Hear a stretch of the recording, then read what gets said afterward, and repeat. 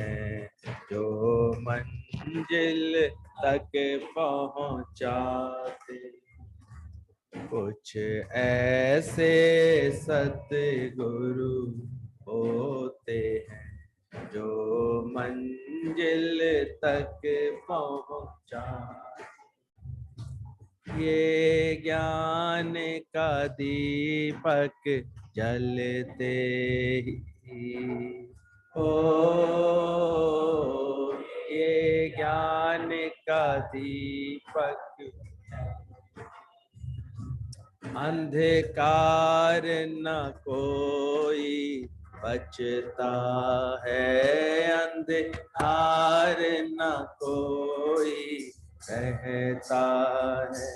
और प्रेम का दीपक जलते ही जीवन जगमग भुन जाता है। और प्रेम का दीपक जलते ही जीवन जगमग बन जाता है। जिस दिल में प्रेम के बीज उगे वो एक दिन फल बन जाते हैं। कुछ ऐसे सतगुरु होते हैं जो मंजिल तक पहुंचाते। हाँ, कुछ ऐसे सतगुरु होते हैं जो मंजिल तक पहुंचाते। जब से देखा है सतगुरु को, ओ जब से देखा है सतगुरु को, अब और न कोई दिखता है, अब और न कोई दिखता है। अज्ञान का पर्दा हटते ही जीवन जगमग बन जाता है। अज्ञान का पर्दा हटते ही जीवन जगमग बन जाता है। जिस दिल पर गुरु की नजर पड़े वो दिल दिलवर बन जाता है। कुछ ऐसे सतगुरु होते हैं जो मंजिल तक पहुंचाते हैं। जो सतगुरु का बन जाता है वो जीवन भर सुख पाता है। कुछ ऐसे सतगुरु होते हैं जो मंजिल तक पहुंचाते हैं। कुछ ऐसे सतगुरु होते हैं जो मंजिल तक पहुंच।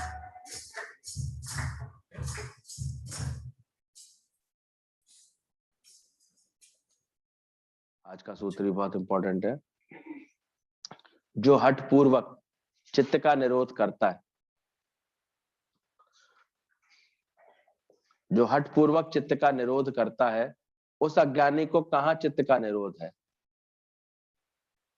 जोर जबरदस्ती, मुझे ये रोकना है, मुझे ये नहीं करना है, ये कर्म नहीं करना है, ये भोग नहीं भोगना है, ऐसे करके चित्त का निरोध करता है तो वास्तव में उसका चित्त का निरोध नहीं होता, जो हठ पूर्वक कर रहा है। परंतु उसके विपरीत स्वयं में रमण करने वाले धीर पुरुष के लिए ये चित्त का निरोध स्वाभाविक है। योग का चित्तवृत्ति निरोध, परमात्मा से योग का एक नाम दिया गया है। जब हमारी चित्त की सारी वृत्ति निरोधित हो जाए, यानी शांत हो जाए,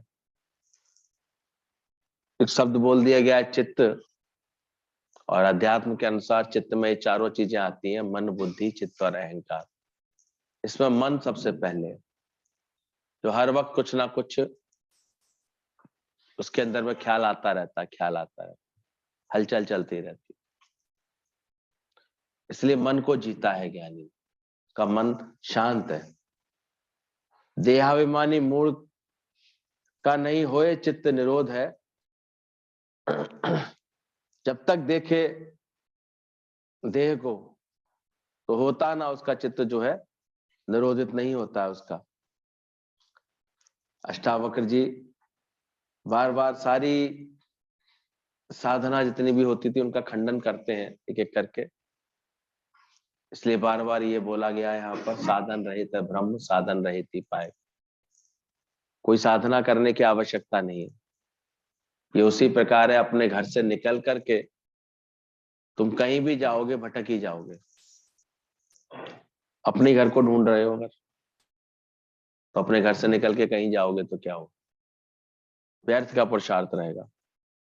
लौट के जब वहीं आना है तो तू अपने घर में जरूर आ जा, खुद ही के बदले खुदा को पा जा। तो ब्रह्म ज्ञान है रिजॉइन होने का, अपने में आने का, अपने स्वरूप में जागने का। इसी के लिए आवश्यकता हो जाती है जब एकाग्रचित होकर के गुरु के साथ बैठ करके इसका मनन करते हैं, श्रवण करते हैं। पहले अच्छे से श्रवण हो जाए जब हमारा, फिर मनन होगा अंदर वाला। एक होता है कान से सुना, दूसरे कान से निकल गया, कोई मतलब नहीं रहा। और एक सुनता है फिर बैठ करके उसका मनन करता है। इसलिए इस ज्ञान के लिए अभ्यास बोला गया है। तो केवल इतना कि जो गुरु ने तुम्हें बात बताई, ये भी अभ्यास का ही एक रूप है, वो तुमने श्रवण किया ठीक से, यानी कैच किया, समझा उसको, और श्रवण करके फिर उसका एकांत में बैठ करके मनन किया कि क्या बोला गया है। उसका और आशय क्लियर हुआ, तुम्हारा मनन हुआ, यानी मन को ना किया तुम्हारे मन में। मन आके कुछ और बात तो नहीं बोल रहा उसके अलावा। इतना मन हमारा गुरु के बात से मिलने लगे, जो गुरु बता रहा है केवल उसमें ही लीन होने लगे। अब इसकी और कोई धारणा नहीं रह जाए और कोई बात नहीं रह जाए, उसको मनन कहते हैं। फिर बोला है निध्यासन। अब उस पर आसन, निध्यासन, यानी वो हमारे आचरण का विषय बनने लगे। इसलिए तीन स्टेप्स में ये हमारा ज्ञान पूरा होता है। पहले तो गुरु के निकट बैठ करके एकाग्रचित होकर के हम श्रवण करते हैं, फिर एकाग्रचित होकर के ही मनन करते हैं बैठ करके। अपना मन को गुरु के वचनों के लिए मना लेते हैं मन को, और इसके विपरीत मन है तो उसको ना करते हैं। और फिर वो जो गुरु चाहता है, जो बात ज्ञान की समझाता है, वो हमारे व्यवहार में आने लगता है, आचरण में आने लगता है। इसलिए श्रवण मनन निध्यासन यहाँ भी एक सहज साधना है ये, और ये गुरु के प्रेम में सहज होती रहती है। इसमें भी तुमको मैं कोई साधना कर रहा हूँ इसका जो है अभिमान नहीं आता है अंदर से। तो साधन करे है जब तक नहीं ब्रह्म जाना जाएगा, ध्यान रखना। ब्रह्मज्ञानी का मतलब ही है, ब्रह्मज्ञानी का देखन सब ब्रह्म, वो ब्रह्म के सिवा कुछ और नहीं देखता है। बोले अज्ञानी जो है सुखों का साधन ढूंढता है सुखी होने के लिए, और ज्ञानी ने वही सारा सुख अपने भीतर पा लिया। इतना अंतर होता है। बोले स्वयं में रमण करने वाले धीर पुरुष के लिए चित्त का निरोध स्वाभाविक है। क्यों स्वाभाविक है? क्योंकि उसने सारा आनंद, बाहर से हम कुछ भी करते हैं, अज्ञानता में जो भी चेष्टाएं करते हैं, कुछ पाने की, कुछ प्राप्त हो जाए, कुछ मिल जाए, कुछ बन जाए, कुछ हो जाए, किसके लिए करते हैं? एक आनंद चाहिए अंदर वाले को, अंदर वाले को खुशी लगती है। और सोई आनंद ज्ञानी ने स्वयं के साथ ही पा लिया।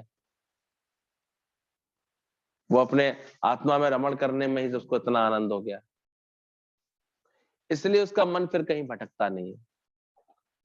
अज्ञानी तो एक चीज प्राप्त करेगा, फिर कहीं दूसरी चीज देखेगा, फिर उसका मन लालयित हो जाएगा, फिर सोचेगा इसमें शायद अधिक सुख है। इसलिए उसका सुख का केंद्र अज्ञानी का बदलता रहता है, क्षण क्षण बदलता रहता है उसका। बचपन से लेके बड़ी उम्र तक उसका सुख बार बार भटकता सा रहता है। वो दृष्टांत चलता है ना, जब दो मछलियां थी अंदर तालाब में थी और वो संकल्प कर रही थी ऐसे कि अरे वाह इतनी सुंदर नगरी है, काश हम भी देख लें। एक ज्यादा व्याकुल थी कि अरे भगवान ने काश हमको मनुष्य बनाया होता तो हम भी ये देख लेते, हम भी घूमते, हम भी चौपाटी पे घूमते, हम भी जो है भेलपुरी खाते, हम भी ऐसे करते। समुद्र पड़े पड़े ऐसा सोच रही थी। अचानक एक देव की कृपा हुई, देवता प्रकट हुए और उन्होंने बोला कि ठीक है, अगर तुम्हारी ऐसी भावना है तो हम तुमको जो है मनुष्य बना देते, लेकिन ध्यान रखना तुमको 3 घंटे के लिए मनुष्य बनाया जाए, इस बात का ध्यान रखना। और 3 घंटे बाद तुमको फिर पानी में लौटाना। उन 3 घंटों में तुम जितना भी घूमना फिरना चाहो, जो भी तुमको बार बार संकल्प आ रहा है कि ये करते कर लेना। वो शुक्राना करके चलने लगे, धन्यवाद दे करके। तो बोले रुको, अभी 3 घंटे कम होते, हम तुमको एक शक्ति और देते हैं कि तुम जो मांगोगे चाहोगे वो तुम्हारे सामने तुरंत आ जाए। संकल्प शक्ति और देते हैं। अब तुम जल्दी से लेकिन लौट आना, उसने बोला। हम सभी ने सुना ये वाला दृष्टांत। दोनों में से एक समझदार मछली थी, उसने तो तुरंत इस बात का पूरा ध्यान रखा कि क्या बोला गया है, 3 घंटे बाद लौट आना है, वरना तो कोई मतलब ही नहीं है, फिर मछली बन जाएंगे और बिना पानी के बेकार हो जाएंगे। यही हम पानी में सुरक्षित हैं, इसलिए लौट आना। तो उसने तो तुरंत संकल्प किया और एक घड़ी खरीदी। घड़ी आ गई उसकी कलाई पर, संकल्प किया तो, और उसमें उसने बड़े अच्छे से 2.5 घंटे का टाइम फिक्स कर लिया कि मैं 3 घंटे का भी वो नहीं लूंगा, ट्रैफिक का कुछ पता नहीं होता है, तो 2.5 घंटे में ही लौट आऊंगा। और ऐसा विचार करके वो बड़े आराम से घूमने फिरने में लग गया। जो भी भाव आ रहा था, संकल्प था, वो सब उसने मौज लिया, आनंद लिया। आइसक्रीम खाई, चाट पकौड़ी खाई, जहां जहां घूमना था वो सब जगह भगवान तुरंत पहुंचा देता, तुरंत वो घूमता फिरता आ गया। और वहीं दूसरी मछली क्या कर रही थी, वो लालच प्रकृति के कारण, मेरा अपना तो घर हुए, क्या हुए, अपना घर के चक्कर में वहां घर बना दिया संकल्प से। अब घर में ये सजाने के लिए चाहिए, पर्दे तो हो अच्छे, सोफा सेट तो हो, फ्रिज तो हो, आइसक्रीम बाद में खाऊंगी, पहले फ्रिज तो ले लूं, खाना बाद में खाऊंगी, पहले रसोई के आइटम तो बना लूं, ये बना लूं, सब चीजें बनाती रही। उसने 2.5 घंटे किसमें बिता दिए, 2.5-3 घंटे उसी में बिता दिए। अब दूसरी वाली तो समय से लौट भी आई थी, घूम फिर करके, घूम मौज करके। अब उसने सोचा कि देखें दूसरी वाली आ रही है कि नहीं आ रही है। तो देखा तो वो तो वहीं समुद्र के तट पर ही थी, लेकिन ढेरों सामान इकट्ठे करके बैठी हुई थी, खुश भी हो रही थी, कभी दुखी भी हो रही थी। बोले तो कर क्या रही है, चलना नहीं है तो 10 मिनट रह गए। बोले अरे अभी कैसे जाऊं, अभी तो मैंने कुछ किया ही नहीं है, अभी तो आइसक्रीम भी नहीं खाई, अभी तो कहीं घूमने भी नहीं गई, अभी तो मैंने कुछ देखा भी नहीं, मैंने तो कुछ किया भी नहीं, मैं तो इंडिया भी नहीं घूमी अभी तक। अरे चलना पड़ेगा तेरे को, अब जाना पड़ेगा। क्या हुआ, अब वो छटपटाने लगी, परेशान रहने लगी कि ये क्या हुआ, ये क्या किया, ऐसे कैसे, बार बार कहती है। तो फिर ऐसा है, मैं फिर संकल्प करती हूँ, मैं फिर इस मछली ना बनूं, मछली ना बनूं। बोले ये नहीं होगा, जो भी शक्तियां दी हैं 3 घंटे तक के लिए दी थी हमें, उसके बाद तो ध्यान नहीं है, बोला था उन्होंने क्या बन जाओगे, मछली बन जाओगे तो फिर जाना पड़ेगा। अब वो कुछ समझ ही नहीं पा रही थी, छटपटाती रह गई। समझदार थी मछली, वो उछल करके जाकर के पानी में कूद गई और मछली बन गई तो बच गई वहीं तो, और दूसरी वाली वहीं छटपटा करके मर गई। तो यही एक अंतर होता है ज्ञानवान में और अज्ञानी में। अज्ञानी सुख के साधन बाहर समझ करके वो उन्हीं को जुटाने के प्रयत्न में पूरा जीवन ऐसे ही लगा देता है। पूरा जीवन, अभी अब सुख मिलेगा, शायद अब सुख मिलेगा, ये कर लूंगा तो सुख मिलेगा, ये कर लूंगा तो सुख मिलेगा। सुख के कारण जोड़ी माया और सुख फिर हाथ ना आया। और जे कारण सुख उपजे मन में सो ठाकुर बिसराया। समझदार होते हैं वो गुरु की शरण में बैठ लेते हैं। पहले वो सबसे पहले तो ये ढूंढते हैं कि मनुष्य बना हूं तो इसके जन्म का उद्देश्य क्या है, लक्ष्य क्या है। वो इसका मनन करते हैं और ये समझ मिलती है गुरु के साथ। इसलिए वो घड़ी सौभागी समझते हैं जब गुरु मिल जाए जीवन में। वो ये निर्णय लेते हैं तुरंत। और उसके बाद गुरु के इस वाक्य पर, गुरु के इन वचनों पर पूरा ऐसे अंदर से वो विश्वास रखते हैं। पूरा अंदर से उनको खातरी होती है कि one day this body will leave me. वो 3 घंटे कब पूरे हो जाएंगे पता नहीं चलेगा, कितनी जल्दी पूरे हो जाएंगे इसका पता भी नहीं है। उसके बाद भी नश्वर है, क्या पता नहीं पहले ही हो जाए। कोई जरूरी है 3 घंटे पूरे ही देखने को मिले? कुछ पता है इसका? वो अच्छी तरह गुरु के वैराग्य वचनों को ध्यान से सुनते हैं। वहरे तो घड़ी ना रखे कोई, घड़ी भी रखने वाला नहीं है कोई। वो सुनते हैं जो दिखे सो सकल में नासी, जो दिखाई दे रहा है सब नाश को प्राप्त होगा, एक दिन चला जाएगा, छूट जाएगा। और ऐसा विचार करके वो बड़े मुस्तैदी से अंदर से गुरु के ज्ञान लेकर के निरासक्त भाव से जीते हैं। कहीं अटकते नहीं है किसी बात में भी, किसी में भी उनका मन नहीं जाता। वो बड़ी तीव्रता से अपने ज्ञान का अभ्यास करते हैं, निर्मोह निरासक्त होकर के, निर्लेप न्यारे होकर के अपना जीवन बना। अभी उनके मन के लिए कोई और कारण सुख का नहीं रह जाता बाहर की, ऐसा होगा तो सुख होगा, ऐसा होगा तो सुख। ठीक है, गुरु चेक कर लेता है उनको। गुरु का सब बात है सिर्फ तुम्हारे अंदर का सारा द्वैत का भाव, तुम्हारे अंदर का द्वेष का भाव निकलवाना। बाकी तो जो प्रकृति में लीला बनी हुई है उसके लिए तुमको देखनी ही पड़ेगी। बिन भूगे छूटे नहीं कर्म गति बलवान। लेकिन निर्मोह निरासक्त बनाना चाहता है गुरु को। कभी कभी हम समझ नहीं पाते, पर क्या करें, द्वेष मिटाने के लिए तुम्हें बार बार उनके पास जाकर के गुरु भेजेगा, ताकि तुम्हारे अंदर का मन साफ हो जाए। भगवान देखा तुमने, द्वेष मिटा अंदर का सारा, बुराई मिटी अंदर से सारी तुम्हारी, किसी के लिए।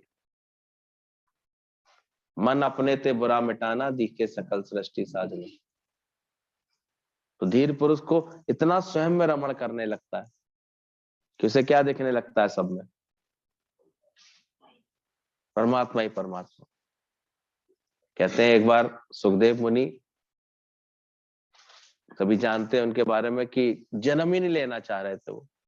कहते हैं 18 साल बाद उनका गर्भ से बाहर आए थे, और व्यास जी की संतान थे। वेद व्यास जी जिन्होंने सारा ये इतने बड़े बड़े महा लिखे हैं, पूरे भागवत लिखी है, ये सब लिखा, इतने शास्त्र लिखे, सब शास्त्रों के सूत्र लिखे। वेद तो थे पहले, पर वेदों को सुक्तिबद्ध करना, उनको जो वो करना, ऐसे भाव उसके क्लियर करना, ये वेद व्यास जी का काम था। और उन्हें ऐसे पुत्र की आवश्यकता थी जो मेरे इस ज्ञान के कार्य को बढ़ाए। इसलिए सुखदेव जी कृपा जन्म हुआ था उनका, गर्भ में आए थे। पर वो बचपन से ही ऐसे इतने संस्कारी ऐसे थे कि उनको रस ही नहीं था बाहर आने का, जगत को क्या देखना, ऐसे बताते हैं। और इस संकल्प के साथ बाहर आए थे कि मुझे जगत में फंसाना नहीं। तुम सोचो मैं तुम्हारा बेटा हूं और तुम मुझे शादी कराओ, तुम ये करो, मेरे को जगत में फंसाना नहीं। इस संकल्प के साथ तो जन्म लिया था उन्होंने। जब पिता ने आश्वासन दे दिया था, कोई बात नहीं, जैसे तू चाहेगा वैसा होगा। इसलिए कहते हैं जन्म लेते ही वो फिर निकल गए थे घर से अपने, क्योंकि उनको कोई माता का, कोई पिता का कोई मोह ममता उन्हें भासी नहीं उससे अंदर से। ठीक है, जहां बच्चों के संस्कार होंगे, बात होगी, वो जाएंगे अपने आप। तो ऐसे सुखदेव मुनि कहते पीछे पीछे फिर दौड़े भी बेचारे वेद व्यास जी। वेद व्यास जी तो भूल गए ये है ही ऐसी प्रकृति का। एक प्रसंग बताते हैं कि सुखदेव जी चले जा रहे थे और एक जगह कुछ स्त्रियां निर्वस्त्र होकर के स्नान कर रही थी। सुखदेव वहां से बड़े विचलित ऐसे निर्लिप्त भाव से निकल गए। स्त्रियां बड़े प्रेम से स्नान करती रही और पीछे पीछे उनको ढूंढते ढूंढते वेद व्यास जी आ रहे थे। वेद व्यास जी जैसे ही आए तालाब के किनारे, सब स्त्रियां अपने को ढकने लगी, वस्त्र उठा उठा के एकदम से पहनने लगी। अब वेद व्यास जी को बड़ी हैरानी हुई, बोले इससे पहले मेरा युवा लड़का निकल के गया, वो भी निर्वस्त्र, और उसको देख करके इनको कोई इनको नहीं अंदर से लगा कि नहीं हम वस्त्र पहने, और मैं इतना बूढ़ा, मुझे देख करके ये वस्त्र धारण कर रही है। उनको हैरानी हुई। तब उन स्त्रियों ने बताया, बोले आपके पुत्र की जो दृष्टि है वो बिल्कुल ब्रह्माकार है वृत्ति, उसके अंदर कोई भेद नहीं है, उसकी भेद बुद्धि का समाप्त हो गई है, स्त्री पुरुष का भेद ही उसके अंदर समाप्त हो गया, पर आपके अंदर अभी भी है। इस कारण हमें भाव आ गया कि हम तुरंत वस्त्र पहने, हम ऐसे कैसे। उसके आगे हमें भाव नहीं आया क्योंकि उसकी वृत्ति कैसी थी, इतनी निर्विकारी थी। तो धीर पुरुष के लिए बोला गया, ऐसे आत्मा में रमण करने वाले पुरुष के लिए चित्त का निरोध स्वाभाविक हो जाता है। या क्या मन को जीतना सोचे, या मन को ही मार भगाया है, नहीं कंठी है नहीं काया, ब्रह्म ज्ञान के लिए बोलते हैं। ब्रह्म ज्ञान एक ऐसा अभ्यास है, अगर कोई ठीक प्रकार कर लेता है ना तो मन को ही मार भगाया है। कहाँ हिलेगा मन, कहाँ विचलित होगा, कहाँ जाएगा। नहीं कंठी है ना कोई काया है उसके लिए। आओ गुरु की शरण में बैठ कर कैसा अपना अभ्यास करें, ऐसे आत्मा रमाणी हो जाए। इतना सर चढ़ के बोला ना, इतना सूर्य सर के ऊपर आ जाएगा ना तो फिर कोई भी छाया दिखती नहीं है, फिर ऐसे अंदर से दिखता नहीं है अंदर से। श्रेष्ठ होता है, इसलिए बोला गया ब्रह्मज्ञानी का देखन सब भ्रम। ब्रह्मज्ञानी जो भी देखता है वो ब्रह्म करके देखता है, भगवान करके जानता है। उसकी वृत्ति इतनी, तभी तो देखा भी जड़ भरत को, देखा उसका आचरण कैसा था। शांति से बैठा था, लगा दिया रथ में तो लग गया पालकी उठाने में, पर ज्ञान वैसा का वैसा ही। मेरे पर कैसा बोझ, पालकी का बोझ कंधे पर, कंधे का बोझ कमर पर, कमर का बोझ पैरों पर, पैरों का बोझ धरती पर, मेरे पर किसका बोझ। तो ऐसी निष्ठा हो जाए अंदर। कुछ भी कर्म हो रहे हो ज्ञानवान के जीवन से, पर उसको कर्म का कोई भान नहीं होता है, उसे लगता ही नहीं कि मैं कुछ करता हूं। अकर्ता भाव इतना अंदर से पक्का होता है उसका, अंदर से कोई भेद नहीं आता उसे किसी के लिए भी। मन कहीं जाता ही नहीं, कहाँ जाए मन। मुझे आत्मा से, मेरे से अधिक सुख है कहीं पर जो कहीं जाए। I enjoy my self not the party, दादाजी बोला करते। ऐसा अभ्यास था अंदर से, ऐसा ज्ञान था। आत्मा में ही सर्व सुख जान गया जो जिसका मन में से। आत्मा बिन हर गाल को दिल से सदा नकार कर। इसी के लिए बार बार गुरु इतनी आत्मा अभ्यास के लिए प्रेरणा देता है। कितना तुम्हारा आत्मा से इतना प्यार हो जाए, इतना सब हो जाए। वो संत की जब एक गुदड़ी थी, पुराना फटा मुराना एक ऐसा था, चादरा सा था, उसका पैबंद लगा हुआ, कोई उठा करके लेके चला गया, उसके पास रखा हुआ था। संत ने आके रिपोर्ट लिखाई अच्छे से, अरे भैया रिपोर्ट लिखो, मेरी चोरी हो गई। तुम्हारी क्या चोरी हो गई, तुम्हारे पास ऐसा क्या था? अरे मेरा छाता चोरी चला गया, मेरा कंबल चोरी चला गया, मेरा चदरा चोरी चला गया, मेरा तकिया चोरी चला गया, मेरा धोती चोरी चली गई, मेरा कुर्ता चोरी चला गया, मेरा सब कुछ ओढ़नी चोरी चली गई। सब लिखाया जा रहा। गांव की पंचायत में लिखा रहा, चोर भी उसी गांव का था, वो भी वहीं खड़ा खड़ा देख रहा था चुपचाप, ये चोरी लिखा रहा है, क्या लिखा रहा है। वो आके लिखाता जाए तो उसे इतनी गुस्सा आई। एक तो फटी पुरानी लोथड़ी थी इसकी ले दे करके, और ऊपर से वो ऐसे कर रहा है। उसने तुरंत जो है मारी उसके मुंह पर, ये ले, ये गुदड़ी तो थी तेरी फटी पुरानी, और तू इतना झूठ बोल रहा है, वैसे संत बना घूमता है। बोले मैं झूठ क्यों बोलूंगा, मैं तो सत्य बोल रहा था। बोले सत्य कहाँ बोल रहे थे, ले दे करके यही तो तेरा उठाया था मैंने, और तुमने क्या लिस्ट बनवाई है यहाँ पर। बोले सही तो लिखा है, यही मेरी ओढ़नी है, यही मेरा चादरा है, यही मेरा छाता है, यही मेरा तकिया हो जाता है, यही मेरा धोती हो जाती है, यही मेरा बिछौना हो जाता है, यही सब कुछ हो जाता है। गुरु जी कहते थे ऐसे ही आत्मा जब सब कुछ लगे अपनी, आत्मा ही अपना बेटा लगे, आत्मा ही अपना पति लगे, आत्मा ही अपना खाना लगे, आत्मा ही सोना लगे, आत्मा ही भोज, सब कुछ लगे कुछ, आत्मा बिन हर गाल को दिल से सदा नकार के, इतना आत्मा में रमण करने का मन करे, ऐसे धीर पुरुष के लिए बोला गया है। स्वयं में रमण करने वाले धीर पुरुष के लिए चित्त का निरोध स्वाभाविक ही है। और बाकी कितनी भी साधना कर ले, अगर आत्मा नहीं जानी है, अपने को देह मान रहा है, तो कितने भी जतन कर लेगा कि उसका फिर उसके चित्त का निरोध होता ही नहीं है। और जो ऐसे आत्मा रमाणी होगा उसको अकल होगी, उसे कभी देह में अटका भी नहीं, अगर बंदे this body will leave me है क्या, मरणशील काया रोज मौत की तरफ बढ़ रही है, इसमें किसकी खुशी करें। वो अटकेगा ही नहीं, वो आराम से, जैसे समझदार मछली थी ना, वो घूम फिर करके उसको करके आराम से मौज करती हुई लौट आई, समय से ही अपने इसी भाव में पक्की रही अंदर से। और अज्ञानी मछली क्या कर रही थी, बार बार मन बाहर सुखों में भटकने के कारण ये पालूं, ये पालूं, ये प्राप्त कर लूं, ये प्राप्त कर लूं, ये प्राप्त कर लूं, सुख नहीं ले पाई। तो ये बोला गया सुख के कारण जोड़ी माया। अभी तुम देखो, तुम कौन सी वाली मछली ऐसा व्यवहार कर रहे हो। गुरु ने समझ दे दी है तो कम से कम पहले वाली मछली, अरे कम से कम है तो खाओ तो पियो तो सही, रख छोड़ते।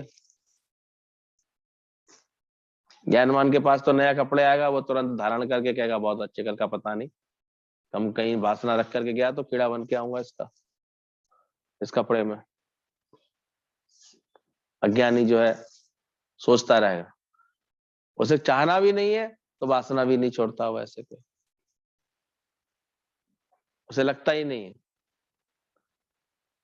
रामकृष्ण परमहंस के लिए बताते हैं, एक बार उन्होंने अपने शिष्य से कहा, और रेशमी कुर्ता लेकर के आ, बनवा के लाओ मेरे लिए, और हुक्का भी लेकर के आना। रेशमी धोती रेशमी कुर्ता पहना और हुक्का लेकर गुड़गुड़ाने लगे, और खूब ठाका लगाया जोर से, हुक्का पानी में फेंका, तो कपड़े उतार के उसे करने लगे और हंसने लगे बहुत जोर जोर से। बोले क्या किया आपने, बोले कुछ नहीं, स्वप्न में मैंने देखा मैं ऐसे बड़े अच्छे कपड़े पहन करके मैं हुक्का गुड़गुड़ा रहा हूँ, तो मेरे अंदर मैंने देखा सूक्ष्म वासना पड़ी है क्या मेरे अंदर इसकी।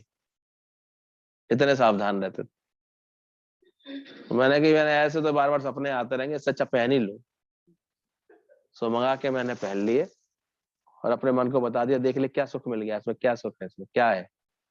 और ऐसे करके मैंने इसका त्याग भी कर। तो ज्ञानी का मन उसे कभी भी बाहर कहीं सुख है इसमें भ्रमित होने ही नहीं देता, उतना इतना जीता हुआ उसने, उसको मन को जाना, इसकी पहचान दी हुई है अच्छे से, वो परेशान नहीं होता उसमें।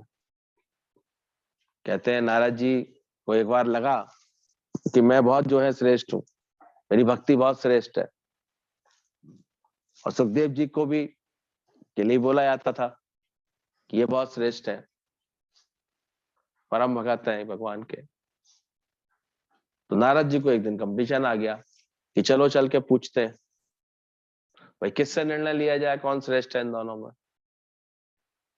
सुखदेव जी के अंदर तो कोई भाव नहीं था, पर नारद जी को बार बार लगी थी चलो निर्णय करवाते हैं, हम दोनों में से कौन बड़ा भगत है, कौन भगवान के ज्यादा नजदीक है। कहते जनक के पास पहुंचे निर्णय करने के लिए, जनक के पास। जनक ने कहा इन दोनों के बीच में झगड़ा है व्यर्थ का, खामा खा का, नारद जी बीच में अटक गए, उन्हें सिद्ध कराना है। तो जनक ने कहा कि मैं अपनी पत्नी से कह देता हूँ, वो कर देगी। सुनैना पत्नी थी उनकी जनक की। बोले हम अभी सिद्ध कर देंगे इनको। एक झूला बनाया गया, उस पर बैठे, एक तरफ सुखदेव जी बैठे, नारद जी बैठे। सुनैना बहुत सुंदर वस्त्र पहन करके, श्रृंगार करके, सारे आभूषण पहन करके आई और बड़े प्रेम से उनके साथ बैठी। नारद जी एकदम विचलित होकर के उठ गए। बोले ये क्या, पता नहीं है, मैं तो बाल ब्रह्मचारी हूं, तो ऐसे किसी स्त्री का स्पर्श मुझे जो है वैसे कर देगा, गिरा देगा, ऐसे कर देगा। लेकिन कहते हैं ये जो थे सुखदेव मुनि थे, उनकी दृष्टि में कहां से सुनैना आई, कहां से कोई स्त्री आई। वो इतने भ्रमों में रमे हुए थे, आत्मा रमानी थे, वो इतने आत्मा में रमण करने वाले, कोई ख्याल ही नहीं आया उनको अंदर से। तब सुनैना ने डिक्लेयर कर दिया कि ये जो है श्रेष्ठ है दोनों में से। तो अंदर देखे हमारे अंदर में ख्याल कौन सा आता है, चिंतन कौन सा चलता है, मन कहाँ रहता है हमारा। उस धीर के लिए बोला गया स्वयं में रमण करने वाला, ऐसा अभ्यास जो करेगा दिन रात ऐसे बैठ करके। एक तो सुनता है सत्संग, लौट करके चला जाता है फिर वहीं का वहीं, और एक कैच करके ले आता है गुरु के वचन और इसका मनन करके अभ्यास करता है। और अंदर ही अंदर अपनी वृत्ति ऐसी बना लेता है, इतना आत्मा में रमण करने वाला। मेरा मन अनत कहाँ सुख पावे, जैसे उड़ जहाज का पंछी पुनः जहाज पे आए, जैसे उड़ जहाज का पंछी पुनः जहाज पे। बार बार घूम फिर करके उसका फिर अपने आत्म विचार में, फिर अपने आत्म विचार में, वही उसको सबसे ज्यादा प्यारा लगता है। तो ऐसे रमण करने वाले धीर पुरुष के लिए चित्त का निरोध स्वाभाविक हो जाता है, फिर उसे आवश्यकता नहीं रखती, फिर उसे, क्योंकि वो देहाध्यास को भुलाता है। क्या मांगो, क्या चाहूं, उसकी सारी लिस्ट उसकी फट जाती है, कोई कोई चाहना रहती नहीं, कोई कामना रहती नहीं, स्थिरता आ जाती है अंदर से। उसे अपने आप बड़े आराम से उसे अपनी मृत्यु याद रहती है हर वक्त, मौत की यादगिरी उसे मेहमान की तरह रखती है, इसलिए भटकाव उसका खत्म होने लगता है। तो सही ज्ञान का अभ्यास करते करते अपने आप, वैसे बाहर से चित्त का निरोध अगर हठपूर्वक करता है अज्ञानी, तो भी उसके चित्त का निरोध होता नहीं, फिर भटकता रहता है, फिर नित नई आस है, नई प्यास है, कोई कहां तक इसको हो जाए। पर ज्ञानवान ने ऐसे अपने अंदर के मन को ऐसे जीता हुआ है, उसने चित्त का निरोध किया हुआ है। इसलिए अज्ञानी को कभी शांति नहीं मिल सकती, क्योंकि वो अज्ञानी के अज्ञान के कारण वो कोई ना कोई कर्म करता, मन जिंदा रहता है, और मन का भोजन है कर्म। मन हमेशा देखो कुछ करूं कुछ करूं कुछ करूं, यही भाषा बोलता रहता है। अब क्या करूं, बोर हो रहा हूं, कुछ करूं, अकेले बैठा हूं तो करूं कुछ। तो ये देखते हैं इनको करने का ही अभी अज्ञान रहता है। अब देखो 4 दिन भी शांति से अगर लेटना पड़े तो लेट नहीं पाएंगे, कुछ करूं, कहीं जाऊं। इसलिए सजा देने के लिए क्या दी जाती है अज्ञानियों को, एक जेल में बंद कर दिया जाता है, कोठरी में बंद कर दो उसको। भड़बड़ाता क्यों है, और कुछ करने को नहीं है, परेशान होने लगता है, वो सजा सी बन जाती है उसके लिए।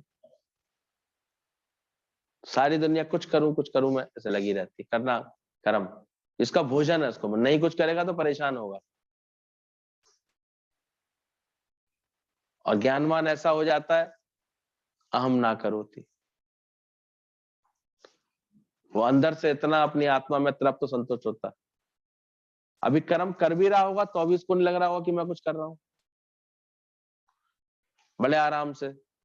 कृष्ण भगवान ने रथ भी यहाँ का, झूठी पत्तलें भी उठाई, लेकिन सब उसके चित्त की प्रसन्नता नहीं कभी खत्म होती, उसे लगा ही नहीं कि मैंने कुछ किया।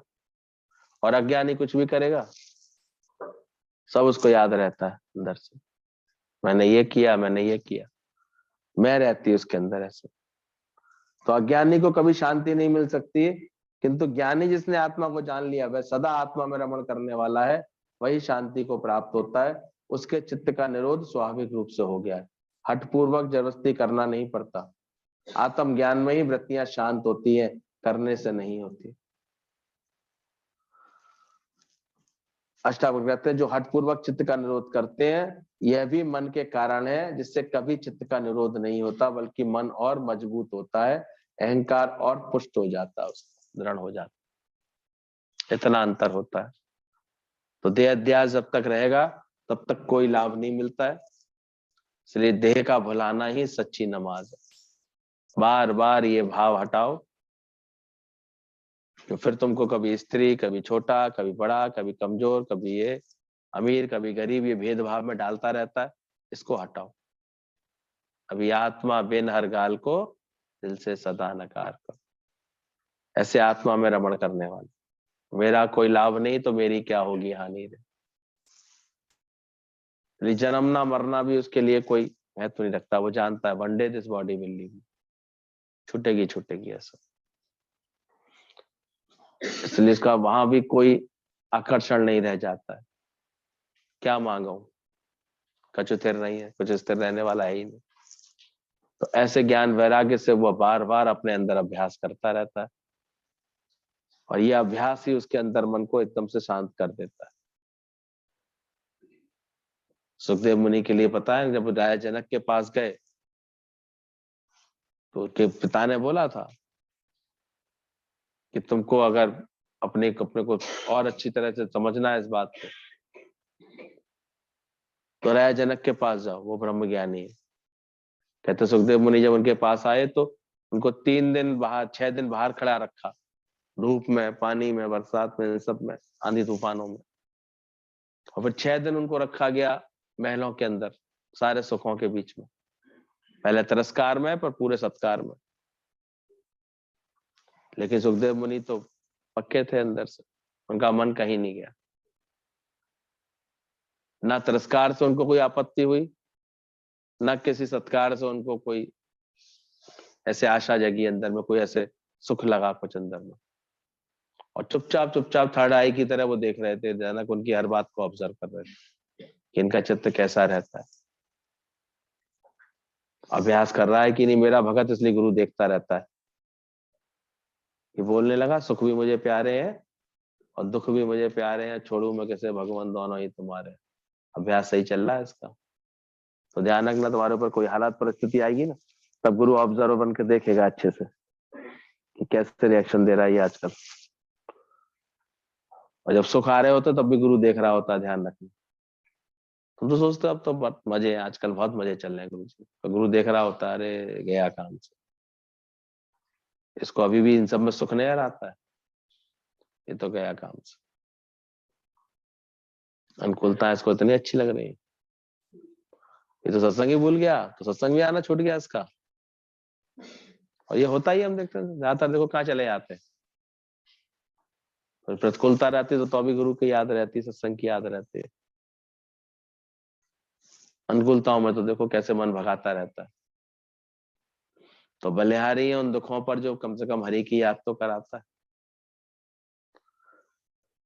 तब भी सुखदेव मुनि के लिए बताते हैं, उनको लिए फिर जनक ने कहा, उनको एक भाव आया कि मैं अपने गुरु को कुछ भेंट तो दूं, मैं गुरु को कोई दक्षिणा तो दूं। राजा जनक समझ गया अभी भी इसके अंदर में सूक्ष्म में कहीं मैं गुरु को कुछ दे सकता हूँ, ये सूक्ष्म में भाव है इसके अंदर, देहाभिमान है इसके अंदर। ये मैं इतनी आत्मा इसको सुनाई, इसको आत्मा पूरी तरह नहीं इसको पक्की हो रही। तब उन्होंने ऐसा बोला कि ऐसी कोई निरुपयोगी चीज लेकर के आओ तो मेरे पास, संसार में जो निरुपयोगी हो। कहते हैं सुखदेव मुनि भटकते रहे, भटकते रहे, सब जगह भटकते भटकते मिट्टी पे ध्यान गया, बोले ये निरुपयोगी होगी। मिट्टी कहती तुम कैसे बोल रहे हो मुझे, हर मकान में तो मैं ही सजती हूँ, जाकर के दीवारों के बीच में बस जाती हूँ, मेरे से ही तो सब कुछ उत्पन्न हो रहा है, मैं इतनी जो है खेती बाड़ी करती हूँ, सब करती हूँ। विष्ठा को देख करके लगाओ ना, शायद ये निरुपयोगी है, इसको ले ले। विष्ठा भी यही बात बोलती है। कल तक मिठाइयों की दुकान पर सजी थी, तेरे ऐसे दे अध्यासी का संग किया तो ये गति हुई है। अभी भी मूर्ख मुझे निरुपयोगी मत मान, अभी भी सूखूंगी, खाद बनूंगी, खेतों में जाऊंगी, अभी शक्ति दूंगी। कैसे समझा तूने मुझे निरुपयोगी? ये बिल्कुल मरियल सा खुजली वाला ऐसे मरा मरा ऐसा कुत्ता था। सोचा ये तो बेकार होगा, उससे भी आवाज आई, मूर्खता मत करो, मैं बहुत उपयोगी हूँ, मैं तुम्हारे मनुष्यों की तरह बेवफा नहीं हूँ। मैं अभी भी इस मकान से मुझे रोटी मिलती है, मैं बेवफा दिखाता हूँ। इस घर में कोई घुसता है तो भौंक करके सचेत कर देता हूँ। मैं अभी भी निरुपयोगी नहीं हूँ। आखिर बताते हैं सुखदेव का विवेक जागृत हुआ और वो समझ गए कि निरुपयोगी से निरुपयोगी अगर कुछ है तो वो है मेरा देह अध्यास जीव भाव, जो मुझे लग रहा है मैं गुरु को कुछ दे सकता हूँ। तब वो आ गए, कहते हैं जनक के पास कि हे गुरुदेव, आप मेरे जीव भाव को ही ले लें, देह अध्यास को ही ले लें, ये ले लें आप। जनक समझ गए कि इसको अपनी जागृति मिल गई है और कहते हैं उन्होंने, आदमी समझ ही जाए ना केवल ये देह अध्यास ही तो है हमारा, सब पीड़ाओं को देने वाला, सब बातों को देने वाला, सब दुखों को देने वाला, सब राग द्वेष कराने वाला है कौन? ये देह अध्यास। तो साधकों की क्या स्थिति रहती है? देह अध्यास छुड़ाना चाहते हैं, छूटना चाहते हैं इससे, आत्मा में रमण करना चाहते हैं, सुखदेव की तरह वृत्ति बनाएंगे इससे कि कुछ भी हो जाए। ध्यान रखना, दो तरह की चीजें होती है। एक धूप आती है, वो दीवार पर पड़ती है तो दीवार प्रकाशित तो हो जाती है, रोशनी तो हो जाती है, पर वही धूप अगर शीशे के ऊपर गिरेगी तो शीशे में से पूरा सूर्य का रिफ्लेक्शन मिलेगा, दीवार से नहीं मिलेगा। किससे मिलेगा? शीशे से मिलेगा। यही अंतर होता है। दुनियावी लोग, सामान्य अज्ञानी लोग ऐसे होते हैं कि धूप दिखती है उनके अंदर बस केवल, और ब्रह्मज्ञानी के जीवन से परमात्मा पूरा रिफ्लेक्ट होता है। उसने अपना अंतःकरण शीशे की समान साफ किया है, सब बातों को भुलाया है, सब ख्यालों को हटाया है, सब भेद मिटाए अंदर से, सब छोटा बड़ा अच्छा बुरा सारे भाव हटाए, सारे भेदभाव हटाए। तो क्या बन गया उसका अंतःकरण? शीशा। तो परमात्मा की कोई भी अभिव्यक्ति आएगी, कोई भी इसके ऊपर आएगा तो क्या होगा? तो टोटल रिफ्लेक्शन होगा कि? इसलिए आज हम लोग गुरु के अंदर में क्या देखने लगे? भगवान दिखता है ना उसके अंदर से, पूरा वही भगवान रिफ्लेक्ट होने लगता है।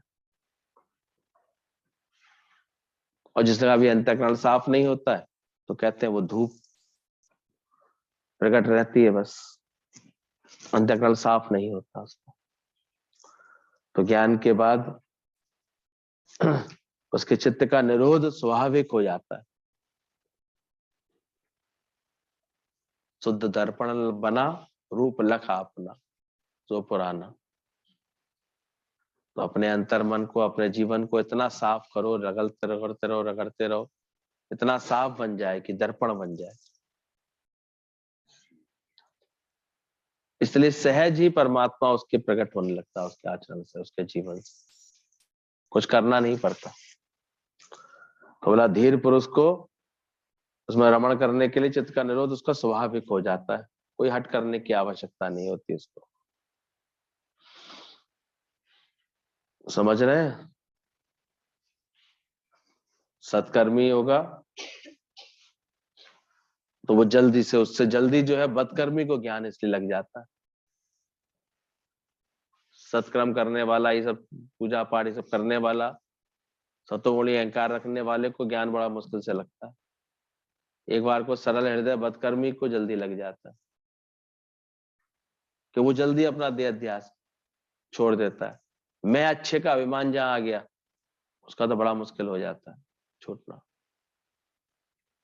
हों कछु नहीं, ऐसा जो निमाड़ा होता है पहले ही, वो जल्दी अपने इस अज्ञान को छोड़ देता है। बोला सत्कर्मी से अधिक जल्दी बदकर्मी का उद्धार होता है। जो स्लेट कोरी होती है उस पर तो लिखा जा सकता है, जो पहले ही बहुत लिखी पड़ी है उस पर क्या होगा, लिख सकते हैं? पहले ही मुझे आता है, मैं जानता हूं, ऐसा अभिमान लेकर के आता है जो जीवन में, उस पर गुरु भी कुछ नहीं लिख सकता। इसलिए जो अध्यास भुलाने के लिए तैयार हो जाता है, मैं मिटाने के लिए तैयार हो जाता है, उसको ये ज्ञान का सबक मिल जाता है, पक्का हो जाता है। तो मैं ना कर बावरे, खाली दोनों हाथ। क्या बात समझ में आ रही है?